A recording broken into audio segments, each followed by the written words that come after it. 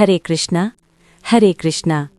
प्रिय भक्तों, आप सभी का हमारे भक्ति चैनल करिश्ना में हृदय से स्वागत है।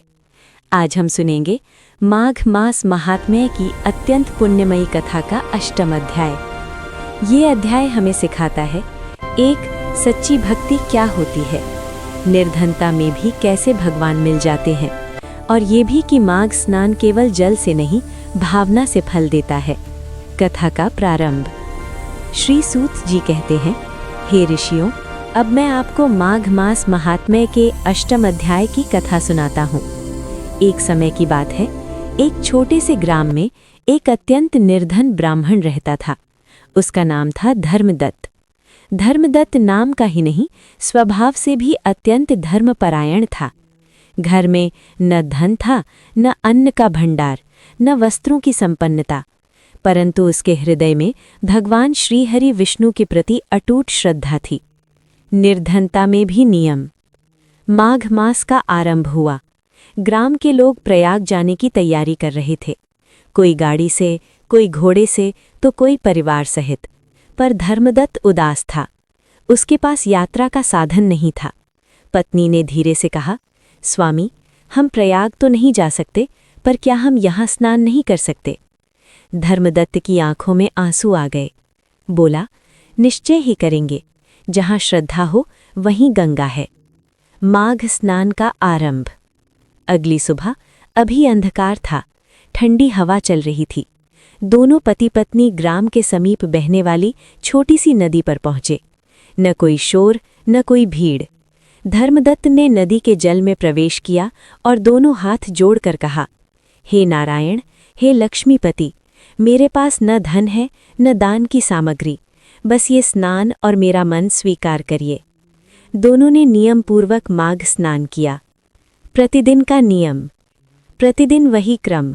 भोर में उठना, नदी पर जाना, भगवान का स्मरण करना, फिर घर लौटकर थोड़े से अन्न में से पहले गाय को, फिर अतिथि को, और अंत में स्वयं खाना। कभी कभी तो अन्न भी नहीं होता था, पर धर्मदत्त कहता, यदि आज भूखे रहेंगे तो भी नारायण नहीं छोड़ेंगे। एक दिन की कठिन परीक्षा। एक दिन ऐसा आया कि घर में एक भी दाना नहीं बचा था।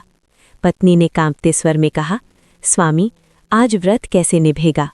धर्मदत्त मुस्कुरा दिया, आज तो व्रत और भी श्रेष्ठ होगा। दोनों बिना खाए संध्या समय नदी के तट पर पहुंचे। धर्मदत्त ने वहीं एक छोटा सा दीप जलाया। दीपक की लौ कांप रही थी, जैसे स्वयं भूखी हो। दीप के साथ प्रार्थना। धर्मदत्त ने कहा, हे श्रीहरि, आज मेरा दीप भी छोटा है और मेरी सामर्थ्य भी, पर मेरी भक्ति बड़ी है। पत्नी की आंखों से आंसू गिरने लगे। तभी घटा चमत्कार। अचानक वो दीपक तेज प्रकाश से चमक उठा। नदी का जल स्वर्ण सा दीप्तिमान हो गया और उसी प्रकाश के मध्य साक्षात भगवान श्रीहरि विष्णु प्रकट हुए। पीतांबर, शंख, चक्र, गदा, पद्म और मुख पर करुणा से भरी मुस्कान। दोनों पति पत्नी भय से कांप उठे। वे भूमि पर गिर पड़े। प्रभु, हमने क्या अपराध किया है? श्रीहरि बोले, वत्स धर्मदत्त, तुमने कोई अपराध नहीं, बल्कि सबसे बड़ा यज्ञ किया है। श्रीहरि का वचन।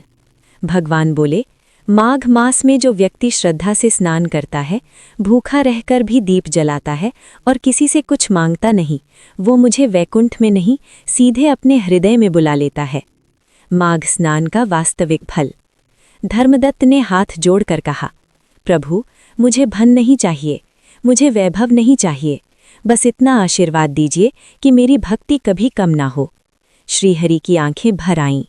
उन्होंने कहा, वत्स, तुमने वही मांगा है जो देवताओं को भी दुर्लभ है।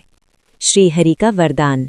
भगवान बोले, अब सुनो, इस जन्म में तुम्हें कभी अन्न का अभाव नहीं होगा, तुम्हारे द्वार से कोई भूखा नहीं लौटेगा, और जीवन के अंत में तुम दोनों मेरे धाम को प्राप्त करोगे।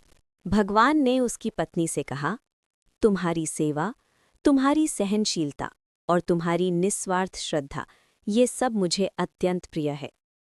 अंतर्धान। इतना कहकर भगवान श्रीहरि उस दिव्य प्रकाश में अंतर्धान हो गए। दीपक पुनः सामान्य हो गया। नदी फिर से साधारण जल सी दिखने लगी। पर दोनों के जीवन अब साधारण नहीं रहे। उसी दिन से जीवन बदल गया।